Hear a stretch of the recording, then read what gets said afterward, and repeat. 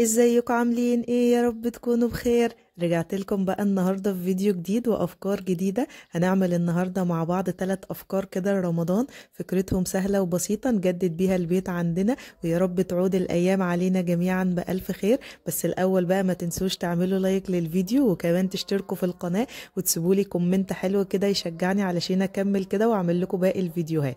بصوا بقى هنبدأ اول فيديو كده مع بعض. اول حاجة استخدمت الفايل اللي هو بتاع الورق.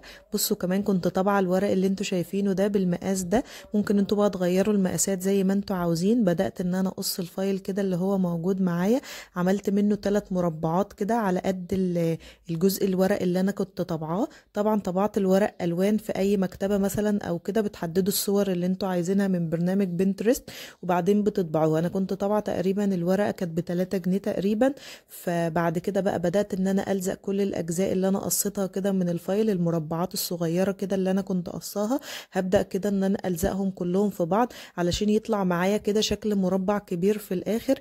عايزه اقول لكم كمان ان المقاس بصراحه معايا كان كبير شويه. انتوا ممكن تصغروا المقاسات زي ما انتوا عايزين، بس انا بصراحه يعني كنت عاوزاه كبير شويه علشان الصور برضو اللي كانت معايا كانت كبيره وكده. بصوا كده بدأت ان انا الزق كل الاجزاء كده في بعضها، هيطلع معايا كده شكل في الاخر شكل المربع. وكمان بدأت ان انا كده بجزء برضو من الفايل هبدأ ان انا اعمل له زي قاعدة كده مثلا. هبدأ ان انا احدد كده المربع الكبير اللي هو موجود معايا، وبعدين هقصه كده علشان برضو الزقه كده عليها من تحت، علشان لما استخدم مثلا اضاءة بعد كده احط مثلا شمعة او احط نور او كده، يبقى في حاجة ان هو يكون موجود عليها وكده. هبدأ الزق بقى الجزء المربع كده في المربع الكبير اللي احنا كنا عاملينه مع بعض. بصوا كمان اسهل حاجة ممكن تستخدموها في اللزق بصراحة هو مسدس الشمع. والله بيساعدني بصراحة كتير جدا. بصوا بقى بدأت كده ان انا اثبت بقى الورق في اجزاء كده، طبعا كان ملزوق عليها جزئين من اللي هو من الفايل اللي هو موجود معايا. فانا بدات ان انا ادخل الصوره جواه كده وخلاص. بصراحه كانت سهله قوي الجزء ده. وجيت ادخل الصوره التانية فكانت كبيره بس شويه. فهبدا كده ان انا الزقها برضو بمسدس الشمع كده على الاجزاء بتاعتي برضو. بحط اجزاء بسيطه خالص من مسدس الشمع وبعدين ببدا ان انا الزق. ممكن تستخدموا برضو الغيره مثلا او حاجه، بس انا قلت عشان بس الورق برضو معايا ايه ما يبقاش شكله باهت شويه من الغيره، فعلشان كده حبيت ان انا استخدم مسدس الشمع. اخر جزء بقى معايا حبيت ان انا برضو ايه ازينها كده. ممكن تسيبوها برضو كده بالورق بس انا حبيت يعني اديها شكل كويس شوية. فهبدأ ان انا استخدم الشريط اللي هو الفضي اللي انتوا شايفينه ده.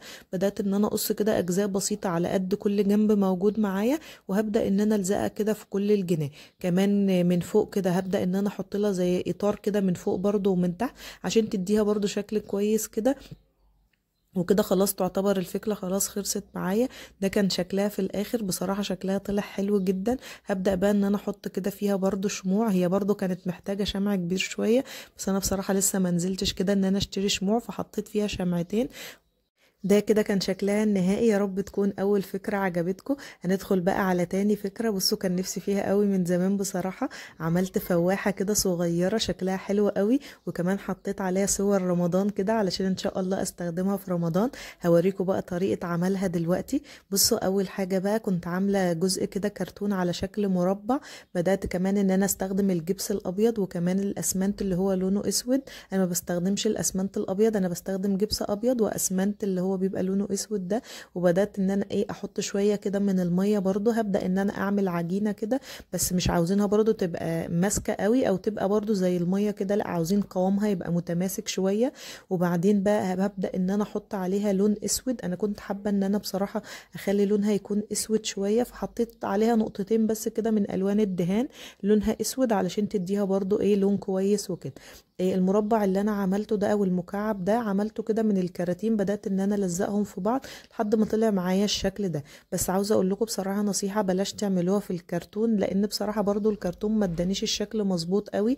في قب كده بيبقى مثلا بتاع الكنافه او بتاع الكيك او كده، ده بيبقى حلو قوي بصراحه. يعني انا هجربها معاكم برضو المره الجايه، بس هستخدم بقى القب ده، لان الكرتونه زي ما انتم شايفين بصوا ما طلعتش الشكل برضو معايا منتظم قوي. في اجزاء برضو مسكت من من الكرتون قوي، معرفتش بصراحه ان انا اطلعها. بصوا هبدا بقى كده بقى حاولت ان انا بالصنفره، كده اشيل حاولت اي ان انا اجزاء زياده برضو كده من الجبس او من الكرتون اللي هو موجود معايا على قد ما قدرت برضو كده. بصراحه بدات ان انا اشيل اي اجزاء زياده. الخطوه اللي بعد كده بقى كان عندي الغطيان الصغيره دي، دهنتها كده باللون الذهبي وبدات ان انا اثبتها عليها عشان تبقى رجول كده مثلا للفواحه اللي معايا. كمان استخدمت الشريط الذهبي اللي انتوا شايفينه ده وبدات ان انا الفه عليها كده كلها. بصوا ممكن نسيبها زي ما هي كده، بس انا بصراحه كنت حابه احط عليها يعني صور رمضان وكده تدينا بهجه شويه، فاستخدمت الورق الصغير ده. وكمان بدات كده باللزق السولوتيب بحط جزء عليه علشان برضو تبقى الورقه معايا ثابته شويه. وهبدا كده ان انا الزقها بقى على الفواحه اللي هي موجوده معايا بمسدس الشمع. انا حبيت بس ان انا احط اشكال رمضان كده علشان ان شاء الله احنا داخلين على رمضان وكده، يبقى فيه بهجه كده فيه. بعد كده ممكن ان احنا نشيل الورق مثلا ونسيبها زي ما هي، او نغير بقى او نلزق اي حاجه تانية حابين ان احنا نحطها عليه. هبدا كده احط كل الورق اللي هو موجود معايا عليها، وكده خلاص تعتبر الفكره خلصت. هبدا برضو ان انا ازود عليها كده جزء من الشريط الذهبي كده من فوق عشان برضو يديها شكل كويس. بصوا بقى ده كده شكلها خلاص. بعد ما خلصتها بدأت ان انا احط فيها البخور كده. يا رب تكون بقى الفكرة التانية كمان عجبتكم. اخر فكرة بقى موجودة معانا، انا كنت عاملة الشكل دوت كده كأنه فانوس، بس بصراحة حبيت ان انا احط فيه ورد كده. ممكن ان انا استخدمه برضو في اي جنب كده جنب الورد اللي انتوا شايفينه ده، هيديلها كده شكل كويس. تعالوا بقى نشوف عملناه ازاي. بصوا استخدمت بقى اللي هي العصيان الخشب ديت. انا بصراحة كنت مستخدماها في فكرة قبل كده، بس لقيت ولادي بقى بوظوها خالص وحطوا عليها الوان وكمان بدأوا يلونوها كده، فحابه ان انا استخدمها يعني بشكل جديد وكده. بس هبدا ان انا الونها بقى علشان خلاص اللون الخشبي بتاعها يعتبر باظ خالص. كان عندي كمان البطرمان اللي انتوا شايفينه ده، فهبدا كده بقى بالترتيب كده ابدا ان انا الزق عليه العصيان كلها اللي هي موجوده معايا. وكمان هستخدم كده رش سبراي لونه اسود، وهبدا كده ان انا ارشها علشان بقى اي اجزاء كده موجوده عليها ما تبقاش باينه برضو معانا وكده. بصوا بقى ده كده شكلها خلاص بعد ما كنت دهنتها. كان عندي كمان الجزء الصغير اللي انتوا شايفينه ده، هم برضو اللي كانوا ملونينه اللون الاسود ده، كانوا بيجتهدوا يعني معايا وكده. فانا بصراحة انا كنت حابة ان انا الف عليها خيط كده اللون البينك اللي انتوا شايفينه ده. فهبدأ كده من فوق الاول الف الخيط كده معايا. استخدمت كده مسدس الشمع وبعدين لزقت جزء كده صغير، وبعدين هكمل كده باقي الاجزاء بنفس الطريقة. حتى مش هحط بقى شمع تاني، هو كده كده بيلف مع نفسه. واخر جزء بس هو اللي انا هبدأ احط جزء صغير كده من الشمع علشان برضو ما تفكش بعد كده. وكمان الجزء التاني الصغير اللي موجود معايا هبدأ برضو الف عليه كده اجزاء من الخيط البينك اللي هو موجود معايا علشان برضو احطه قاعدة كده للفانوس علشان يبقى الشكل برضو بتاعه كويس وكده. انا بصراحة كنت حابة ان انا اعمله فانوس كده كبير شوية، بس قلت برضو ممكن ان انا احط فيه ورد يبقى الشكل برضو بتاعه كويس. زي ما وريتكم كده في الفيديو الاول حطيت فيه الهيش كده، بصراحة كان شكله حلو قوي. وكمان عملت له الايد اللي انتوا شايفينها دي، قلت علشان برضو لو حابة ان انا استخدمه فانوس واحط مثلا فيه اضاءة او احط فيه فرع نور او كده يبقى شكله حلو. وكمان برضو ممكن الايد دي اشيلها مثلا وابدأ ان انا احط فيه ورد كده زي ما وريتكم في اول الفيديو علشان يبقى شكله جميل كده. الفكرة التالتة بقى خلاص، اخر فكرة كانت موجودة معايا. كده فيديو النهاردة خلص والأفكار خلصت معايا. يا رب يكون الفيديو النهاردة عجبكم والتلات أفكار كده يكونوا عجبوكم وتجربوا منها حاجة وإن شاء الله تطلع معاكم حلوة قوي.